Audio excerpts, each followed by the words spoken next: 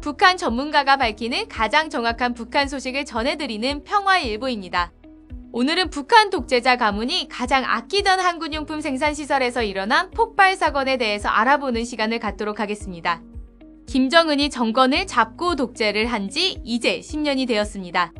그동안 동서해를 오가며 미사일과 방사포 발사를 주관하기도 하면서 불안감을 조성해왔죠. 강계종합공장이라는 곳이 있습니다. 이 곳에서는 북한군이 사용하는 포탄, 미사일 탄두, 기뢰, 어뢰 등을 제조하는 곳인데요.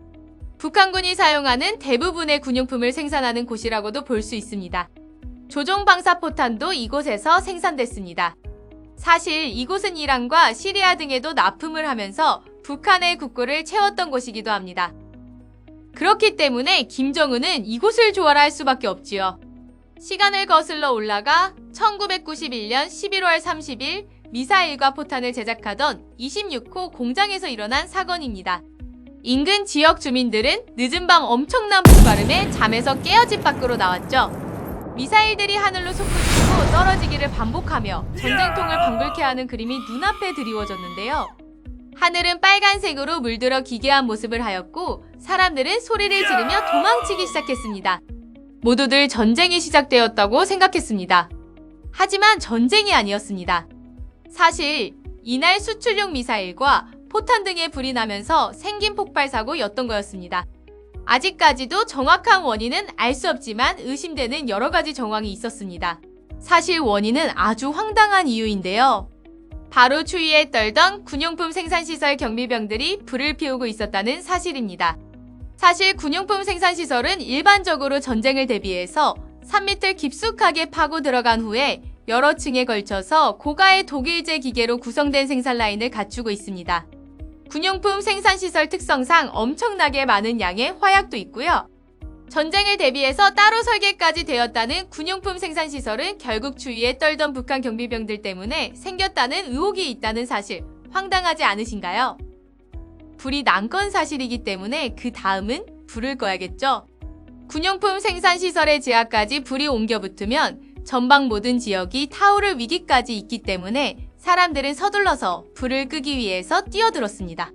처음 뛰어든 모든 인원들은 불길 속에서 폭발로 다 사망하고 말았습니다. 하지만 불을 끄지 못하면 더 큰일이 생기기 때문에 계속해서 인원들이 투입되었고 사람들은 맨몸으로 불을 막으면서 공장 입구를 폐쇄하는 데까지는 성공합니다. 그런데 문제는 지하에 있던 작업자들입니다. 불길을 막는 것과는 별개로 군용품 생산시설의 입구가 막혔기 때문에 지하에 있는 생산시설에는 산소가 떨어지고 있었죠. 결국 지하에서 일하던 야간 작업조 300여 명 전원이 질식해서 죽었습니다. 나중에 폐쇄했던 문을 열었을 때 여성들을 가운데 두고 남성들이 둘러싼 시신들이 한 곳에서 발견되었다고 합니다. 사실 이 300명 말고도 더 많은 피해자가 있다는 소문도 있는데 북한이 정확하게 밝히지 않아 알 수가 없습니다. 북한이 아닌 다른 국가에서 발생되었다면 이런 일은 벌어지지 않았을 겁니다.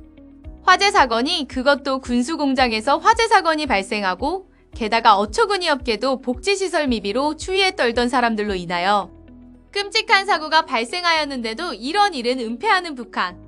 우린 이런 국가를 어떻게 생각해야 할까요? 오늘 소식은 여기까지입니다.